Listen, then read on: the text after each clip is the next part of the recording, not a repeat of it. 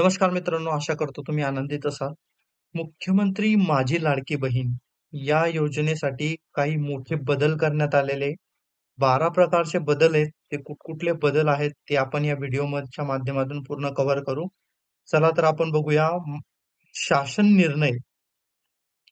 मुख्यमंत्री माझी लाडकी बहीण या योजनेच्या अंमलबजावणी प्रभावीपणे व सुलभतेने होण्यासाठी खालील बाबींची स्पष्टता करण्यात येऊन त्यास मान्यता देण्यात येत आहे, असं म्हटलंय. कुटुंबाची व्याख्या त्यांनी दिलेली आहे, की कुटुंब म्हणजे नक्की कोणतं?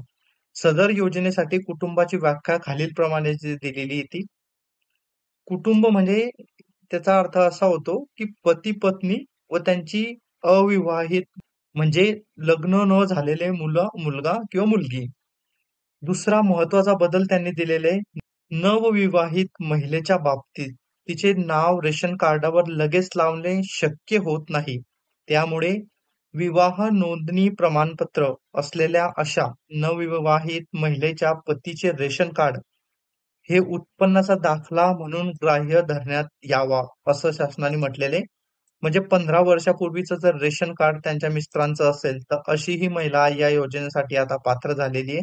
कारण की रेशन कार्डमध्ये अर्जंटली नाव लावणं शक्य नाहीये. त्यासाठी हा जो निर्णय आहे तो घेण्यात आलेला आहे.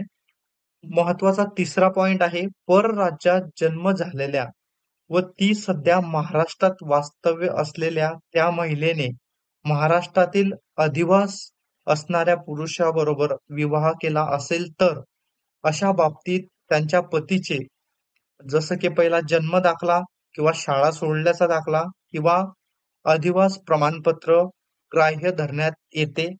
त्याशिवाय महिलेच्या पतीचे 15 वर्षापूर्वीचे रेशन कार्ड व 15 वर्षापूर्वीचे मतदान कार्ड देखील ग्राह्य धरण्यात यावे, असं त्यांनी म्हटलेले.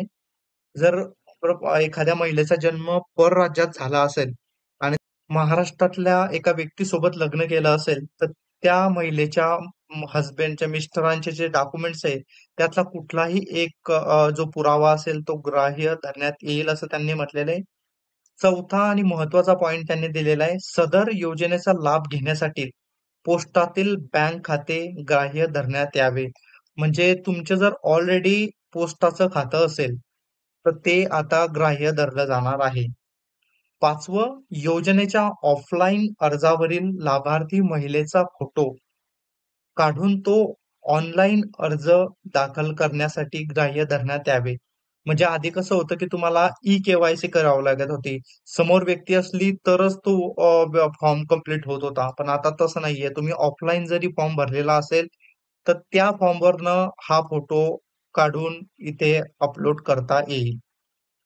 6वं, सदर योजनेअंतर्गत नागरी व ग्रामीण भागातील बालवाडी सेविका, अंगणवाडी सेविका, NULM यांचे समूह संघटक, CRP, मदत कक्ष प्रमुख व सिटी मिशन मॅनेजर, आशा सेविका, सेतू सुविधा केंद्र, आपले सरकार केंद्र यांना पात्र महिलेचे अर्ज भरून घेण्यासाठी अधिकृत करण्यात येत आहे. म्हणजे ह्या लोकांना सर्वांना आता मान्यता दिलेली आहे.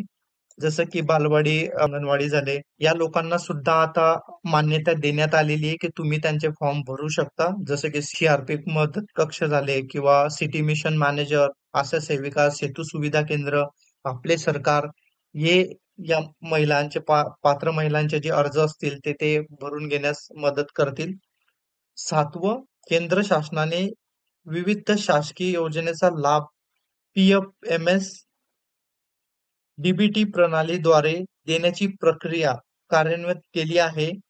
केंद्र राज्य शासनाच्या विविध योजनेमधील जसं की PM किसान झालं, पोषण झालं किंवा MGNREGS, PM Svanidhi, JSY, PM-MVY व अन्य ज्या योजना असतील, त्या जर ऑलरेडी तुम्ही घेत असाल, जे लाभार्थी मुख्यमंत्री माझी लाडकी बहीण या योजनेच्या अटी शर्यतीनुसार पात्र ठरतील, त्यांचा डेटा माहिती व तंत्रज्ञान विभागाकडून प्राप्त केल्यानंतर त्यांचे KYC व आधार ऑथेंटिकेशन यापूर्वी झालेले असल्याने सदर लाभार्थ्यांना केवळ ऑनलाईन अर्ज भरून देऊन मुख्यमंत्री माझी लाडकी बहीण या योजनेचा थेट लाभ देण्यात यावा. म्हणजे ज्या काही महिला ऑलरेडी या ज्या योजना असतील त्या योजनेचा जर लाभ घेत असतील तर तुमचा डेटा ऑलरेडी शासनाकडे आहे. तुम्ही ऑफलाईन फॉर्म भरून देऊ शकता. तुम्हाला ऑनलाईन फॉर्म भरण्याची गरज नाहीये. तुमचा ऑलरेडी डेटा जो आहे तो शासनाकडे ऑलरेडी आहे. 8वं, गाव पातळीवर ग्रामसेवक, कृषी सहाय्यक, तलाठी, अंगणवाडी सेविका, आशा सेविका, ग्राम रोजगार सेवक, अन्य ग्रामस्तरीय कर्मचारी यांची ग्रामस्तरीय समिती स्थापन करण्यात यावी. सदर समितीचे संयोजक ग्रामसेवक व सदस्य सचिव अंगणवाडी सेविका असतील. समितीने सदर योजनेसाठी गाव पातळीवर शिबिर आयोजित करून त्यामध्ये ऑनलाईन तसेच ऑफलाईन या दोन्ही पद्धतीने लाभार्थ्याची नोंदणी करण्यात यावी. ऑफलाईन अर्ज भरले असतील त्यांना ऑनलाईन पोर्टलवरती भरण्यात यावे असं त्यांनी म्हटलेले. 9वा जो महत्वाचा पॉइंट येतो, ग्रामस्तरीय समितीमार्फत अंतिम लाभार्थी महिलेच्या यादीचे प्रत्येक शनिवारी व आवश्यकतेनुसार गाव सावडीवर वाचन करण्यात यावे. तसेच सदर यादी ग्रामपंचायत व अंगणवाडी केंद्र येथे प्रसिद्ध करण्यात यावी. सदर प्रसिद्ध करण्यात आलेल्या यादीवर हरकती प्राप्त झाल्यास त्यांचे निराकरण करण्यात यावे. तसेच डुप्लिकेशन टाळण्यात यावे. 10वा शासन निर्णय, 5 जुलै 2024, मुख्यमंत्री माझी लाडकी बहीण या योजनेच्या अंमलबजावणीसाठी अ व ब वर्ग महानगरपालिकेमध्ये वार्डस्तरीय संरचना आल्याने या महानगरपालिका क्षेत्राकरिता तालुकास्तरीय समिती ऐवजी वार्डस्तरीय समिती गठीत करण्यात आली आहे. सदर समिती आता अ व ब वर्ग महानगरपालिकेपुरती मर्यादित न राहता सर्व महानगरपालिका क्षेत्रात वार्डस्तरीय समिती गठीत करण्यात यावी असं त्यांनी म्हटलेले यामध्ये. 11, तालुका वार्ड स्तरीय समितीमार्फत पात्र लाभार्थ्याची निवड करून लाभार्थ्याची अंतिम यादी प्रसिद्ध करण्यात यावी. जिल्हास्तरीय समितीने तालुकास्तरीय समितीवर देखरेख व संनियंत्रण ठेवण्यात यावे. 12वा पॉइंट आहे, नागरी व ग्रामीण भागातील बालवाडी सेविका, अंगणवाडी सेविका, NULM यांचे समूह संघटन जसं CRPF त्यांनी दिलेले तिथे, सिटी कमिशन मॅनेजर, आशा सेविका, सुविधा केंद्र, अंगणवाडी पर्यवेक्षक, ग्रामसेवक व आपले सरकार सेवा केंद्र यांना लाभार्थ्याची अंतिम यादी प्रसिद्ध झाल्यावर एकूण पात्र लाभार्थ्याचे अर्ज सादर केल्याप्रमाणे आणि सदर ऑनलाईन ऍप पोर्टलवर प्रति यशस्वी पात्र लाभार्थ्याची नोंद झाल्यावर 50 रुपये याप्रमाणे प्रोत्साहन भत्ता देण्यात येत आहे. म्हणजे जे लोक या फॉर्म भरण्यासाठी मदत करतील त्यांना प्रत्येकी फॉर्म मागे 50 रुपये त्यांना जो आहे तो भत्ता दिला जाणार आहे. सदर शासन निर्णय 11/7/2024 रोजी मंत्रिमंडळाच्या बैठकीत घेतलेल्या निर्णयानुसार निर्गमित करण्यात येत आहे असं त्यांनी म्हटलेले.